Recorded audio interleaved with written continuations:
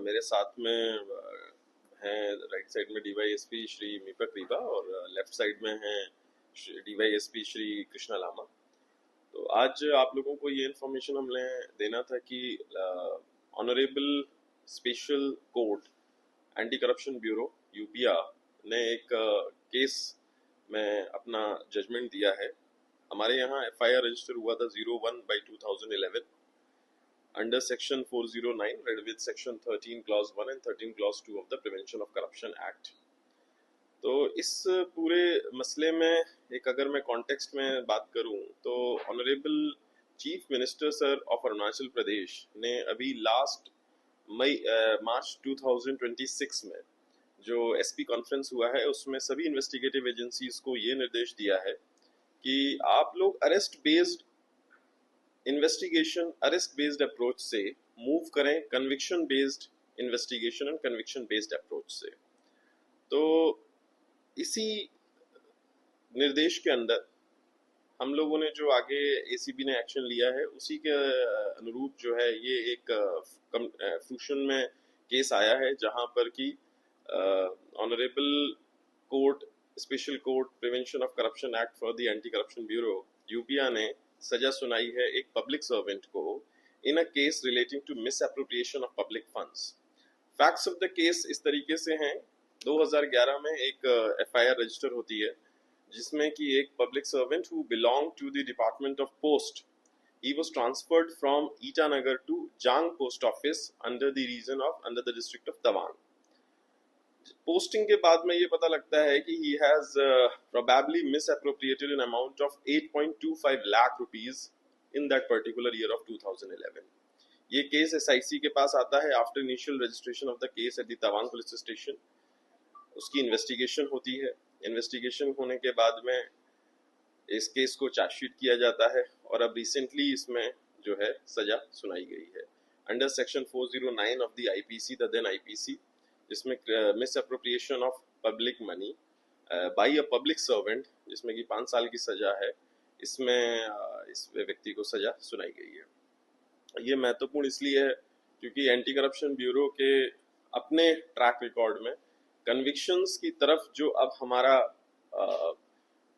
झुकाव है और जो हमारी कोशिश है कि हम कन्विक्शंस की तरफ जाएं, उसके पूरे पर्टिकुलर कॉन्टेक्स्ट में this is an important achievement of the anti corruption bureau. The हमारी जो एसपीपी हैं मिसेस के बागड़ा, इन्होंने इस केस को बहुत अच्छे तरीके से रखा वहाँ पर और ये it was a very good thing for us कि जो ऑनरेबल कोर्ट हैं उन्होंने हमारे प्रोसिक्यूशन से इत्तेफाक रखा और इसमें इस पर्टिकुलर केस में सजा सुनाई गई है।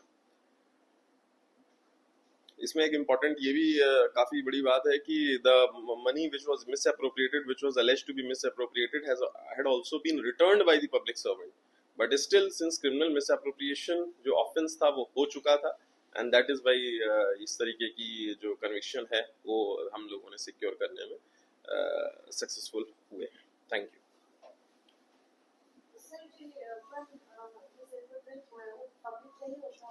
हाँ ये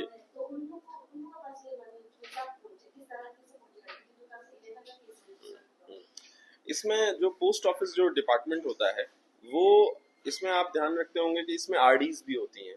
इसमें लोग रिकरिंग डिपॉजिट कराते हैं, कई बार एनएससी सेविंग सर्टिफिकेट्स लेते हैं। तो जब पब्लिक के लोगों ने ये आरडीज और एनएससीज इस तरीके के जो सर्टिफिकेट्स किए गए तो लोगों का पैसा ले लिया गया पोस्ट ऑफिस में, लेकिन वो आगे सरकार को जमा नहीं कराया गया। यानी कि बीच में जो पोस्ट ऑफिस जो सब पोस्ट ऑफिस मास्टर था उसने वो पैसे अपने पास में रख करके गबन कर लिया, मिस एप्रोप्रिएशन कर लिया था। It came to light only because of the good initiative by one of the departments employee only. Department के एम्प्लॉई ने ही इस चीज को रिपोर्ट किया।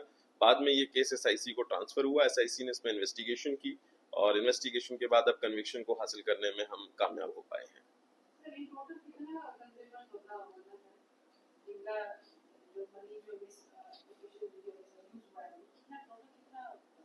ये ऑलमोस्ट 40 के ऊपर लोग हैं जिनका उस समय पे, क्योंकि 8.25 lakh is a big amount, 2011 की हम लोग बात कर रहे हैं, तो ऑलमोस्ट 40 से ज्यादा लोगों का इसमें जो है इन्वेस्टमेंट था।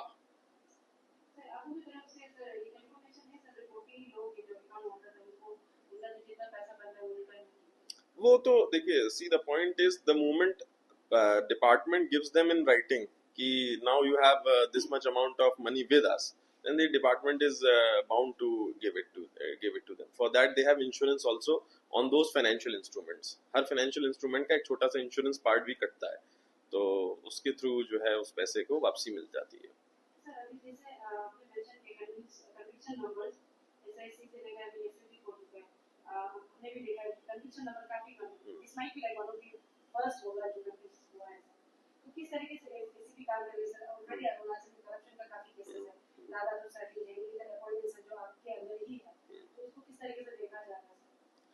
इसमें मैंने जैसे अभी बताया, ऑनरेबल चीफ मिनिस्टर सर ने मार्च 2026 में एनुअल एसपी कॉन्फ्रेंस में इस बात का निर्देश दिया था कि आप अरेस्ट सभी इन्वेस्टिगेटिव एजेंसीज को कि आप अरेस्ट से जाकर के आप कन्विक्शन की तरफ इसमें मुड़िए।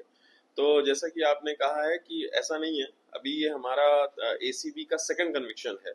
एंड द पॉइंट इज कि हम अब मुझे ऐसा लगता है कि क्योंकि ये जो हम लोगों ने शुरू कर दिया है, तो कन्विक्शंस आपको आने वाले समय में और भी ज्यादा मिलेंगे, और भी ज्यादा दिखाई देंगे। The cases have now started to come to fruition. Cases जो हैं हमारे, कई सारे केसेस अभी कोर्ट में ऑलमोस्ट इन लास्ट स्टेजेस में हैं या फिर एडवांस स्टेजेस में हैं। तो आगे आने वाले कुछ समय में आपको जो है कन्विक्शन बढ़ते हुए मिलेंगे। जिन लोगों ने एक्चुअली पब्लिक का पैसा करप्शन किया है उनको आप सजा मिलते हुए भी देखेंगे। आप देखेंगे इस वाले केस में 5 साल तक की सजा है, तो उस तरीके की अगर एक सजा पीछे के 2011 यानी सोचिए 12 से 15 साल पुराने केसेस में अगर दिलाया जा रहा है, तो इसका मतलब है the investigative agency anti corruption bureau जो है काफी ज्यादा इसमें संजीदा है इस केस में। It is very sensitive to all this. And secondly मैं इसमें ये भी कहना चाहूंगा कि एसआईसी से एंटी करप्शन ब्यूरो बनना 2025 में it was a major reform. उसके साथ में न केवल हमें रिकॉग्निशन मिला बल्कि हमारी पावर्स भी बढ़ी हैं। हम बाकी जगहों पर जिस तरीके से एंटी करप्शन ब्यूरो को रिकॉग्निशन और पावर्स मिली है, उसी तरीके से एंटी करप्शन ब्यूरो को powers and recognition Arunachal Pradesh के स्टेट में भी मिली है 2025 में जब ये एंटी करप्शन ब्यूरो मिला। आपकी जो बात है कन्विक्शन वाली, तो मैं ये कहना चाहूंगा कि अब सिलसिला शुरू हुआ है तो शायद ये आगे चलता भी रहेगा। सर ये प्रेस जो ब्रीफिंग आपको दे उससे रिलेटेड भी आपने तो बोला था कि लेकिन इधर बार बार मौका नहीं मिलता है, ब्रीफिंग भी नहीं किया जाता आपकी तरफ से। तो मेरा सवाल है नाना सर्वे का क्या अपडेट है, कुछ नया अपडेट आप देता हूँ? हाँ, एक मैं माइनर अपडेट आपको दे देता हूँ। हमने लाडा टू सरली में टोटल जो हमने 2 केसेस रजिस्टर्ड हैं हमारे, इसमें 6 हमारी अरेस्ट हैं, 2 फॉर्मल अरेस्ट हैं after the judgment of the honourable high court. Total 8 arrest इसमें हो गई हमारी। 34 से ज़्यादा लोगों को हम इंट्रोगेट कर चुके हैं। ऑलमोस्ट 15 करोड़ का अमाउंट हमने फ्रीज किया है इसमें लाडा सरली में। और ये जो हाईवे कंपनसेशन स्कैम है, इन्वेस्टिगेशन अभी ऑलमोस्ट एडवांस स्टेजेस पे है और मैं ये कहूँगा ऑलमोस्ट फाइनल स्टेजेस में है। तो since it is under investigation, ज्यादा कमेंट मैं नहीं करूंगा, बट मैं ये जरूर कहूंगा कि once we complete our investigation, submit the chargesheet after submission of the prosecution sanctions, then definitely we will talk again and will talk again in detail. जैसा आप कह रहे हैं कि बार बार नहीं होगा, but we will talk in detail the moment we submit our chargesheet and prosecution sanctions are granted. मेरे तरफ से एक लास्ट सवाल है कि राजा तो सर ये सेक्शन हो गया सर, और दूसरा हो गया बीजू डिस्ट्रिक्ट में 9 मई से लेकर लगा तक वहाँ से भी उनका कहना था, उन्होंने रिव्यू किया था तो उनकी तरफ से मेंशन किया था कि उनकी तरफ से एसीबी में उन्होंने एफआईआर हो, तो उसका सर कुछ अपडेट बताना चाहूँगा। मैं फिर से वही कहूंगा, it is under investigation, final काफी एडवांस स्टेजेस में है वन ऑफ द एफआईआर हमारी, तो उसके बारे में हम काफी डिटेल में बात कर लेंगे। आज अगर हम थोड़ा इस पे बात कर लें, जो कन्विक्शन सिक्योर किया है एसीबी ने, बिकॉज एसीबी में और भी काफी काम हो रहे हैं, काफी चीजें हो रही हैं, वो भी जनता के सामने, पब्लिक के सामने आनी चाहिए।